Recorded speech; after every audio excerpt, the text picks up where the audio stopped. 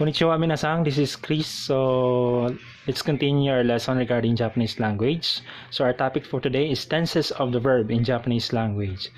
So let's start. So tenses of the verb in English. So let's say for example, the word work in present tense. So it will become worked. In past tense, you have to add ed, right? So in progressive tense, it will become working. You'll just add ing, right? So in Japanese language, it has the same principle, however, in different pattern. So in Japanese language, we have the what we call the mass form. Ayan. Mass form of the verb. Kaya siya tinawag na mass form kasi lahat ng verb ng Japanese language is merong mas na nakadugtong sa huli. Let's say for example, tabemas. Ayan, tabemas means to eat. Ayan, to eat in English. Ayan, meron siyang mas na nakahuli and nakadugtong sa huli. Tabemas. Kaya sa tinawag na mass form. Another example is no mi mas. Ayan. No mimas means to drink. Ayan. Ayan, may mga mas sa huli. Another example is kaki mas. Ayan. To write. And so on. Ibig sabihin, ulitin ko, lahat ng verb ng Japanese language is meron talaga yung mas na nakadugtong sa huli. Kaya tinawag siya na mass form of the verb, right? So, meron din tayong tinatawag sa Japanese language na gokun. Ayan. Gokun. Ito yung kanji niya. Gokun. Ayan. Gokun. The gokun in English is the root word. Ayan. Root word of the verb. Paano mo makukuha yung root word of the verb sa Japanese? So, it's very simple. Para makuha yung root word ng verb, you will just omit the mas. Okay? This one. From tabimas, omit the mas. You have to erase the mas. The remaining word is tabi. That is already the root word of the verb. Okay? Another example, nomimas. Omit the mas or erase the mas. The remaining syllable or the word is the nomi. That is already the root word of the verb. Okay. Another example, the kakimas. Okay. Omit the mas. Then the kaki is the root word of the verb. Right? So, balik tayo kung paano gagawa ng tenses of the verb in Japanese language. Okay. So, meron tayong tinatawag na present positive, and also the present negative, and the past positive, and the past negative, right? So let's say for example, present in let's say for example sa Tagalog na muna, kakain, present positive. Hindi kakain, present negative. Kumain, past positive. Hindi kumain is the past negative. So, ganun din sa Japanese. Let's say, for example, tabemas. Ayan. Tabemas. Tabemas. Ayan. To eat in English. Ayan. To eat. So, paano siya gagawin na present positive? The present positive is already the word tabemas. Ayan. Okay. This is already the present positive.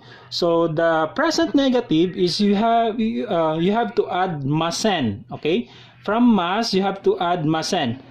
Ta be ma sen. Ayan. Tabe masen. Ibig sabihin kakain, hindi kakain. Okay, look at the difference. Tabe mas, tabe masen. Okay, that is how to make tenses of the verb in Japanese language. So, in past positive, the past positive is you have to add mashita, the ta form of the verb. So, for example, tabimas, tabe ma mashita. Yan. From masen, it will become mashita. Okay? Kung gusto mo lahat na sabihin past form, you will just add mashita. Okay? From the word mas, nagbabago, nagiging masen, then nagiging mashita, the past positive. Tabimas, kakain. Tabimasen, hindi kakain. Tabimashita, kumain. Ibig sabihin, tapos na.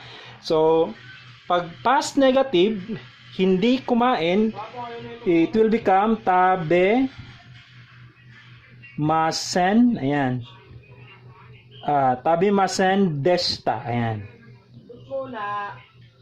Ayan. Tabimasen deshita. Okay? Tabimasen deshita. Tabimas, tabimasen, tabimashita, tabimasen deshita, and so on. That is how to, tabimasen deshita. Tabimasen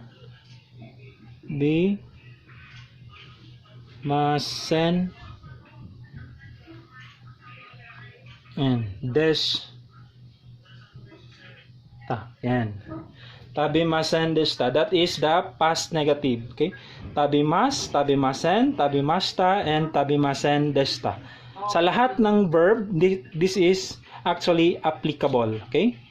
Let's say for example, numi. Another example is the numimas. Ayan. Numimas. And numimas. Yan. Mas form is ibig sabihin to drink. Ayan. Present positive is already the numimas. Ayan. Numimas. The present negative magiging from mas, you will just add masen. Okay? Numimasen. Ayan. Mas, it will become masen. Then sa past positive, it will become mashita.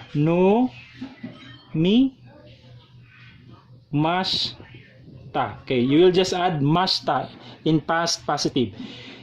However, in past negative, it will you will just add masen deshita. Okay, masen deshita. Ayan.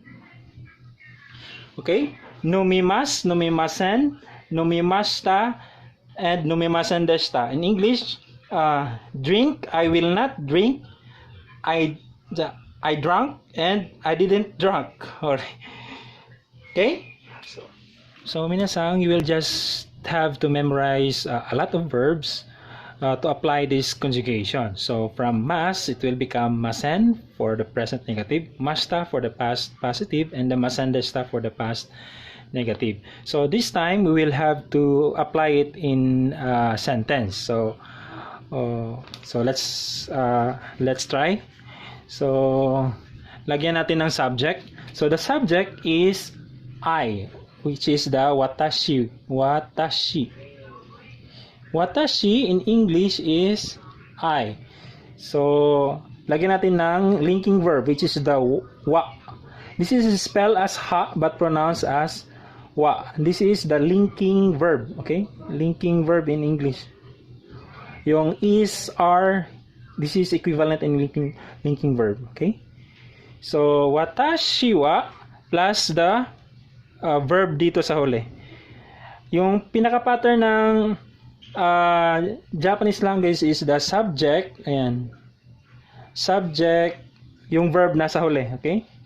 Subject, linking verb plus verb nasa huli. Watashi wa, say for example, yung example natin kanina is the to eat, tabemas. Tabemas. Ayan. Watashi wa tabimas. This is I will eat in English. I will eat. Baliktad yun sa kanila. I will eat. So this is for future or the present positive. So how to make it in negative? So you will just copy the watashi plus the linking verb the wa. Watashi wa positive. The negative is tabimasen. Tabimasen. So that is how to make tenses of the verb. Ako ay kakain. Hindi ako kakain. So by making the verb masen form. Tabimas, tabimasen. Watashi wa tabimasu, watashi wa tabimasen. So in past form, let's say for example, tapos ka nang kumain. So you make it like this. Watashi wa, then the mashita pattern. Tabe mashita. Okay. This is how to do it. Watashi wa tabimashita. This is the past positive. Ibig sabihin, you are already done eating. Okay? Watashi wa tabimasu, watashi wa tabimasen, watashi wa tabimashita. So, the last one, how to make it in negative, past negative. Watashi wa tabemasen deshita. Ayan. Past negative. Watashi wa tabemasen deshita. Minasang yung pinaka-technique lang is you have to memorize a lot of verb to apply this conjugation. Minasang. So that's it for today's lesson. So I hope you learned a lot from me. Next lesson is another topic. So just keep watching my video. Thank you so much. Arigatou gozaimasu.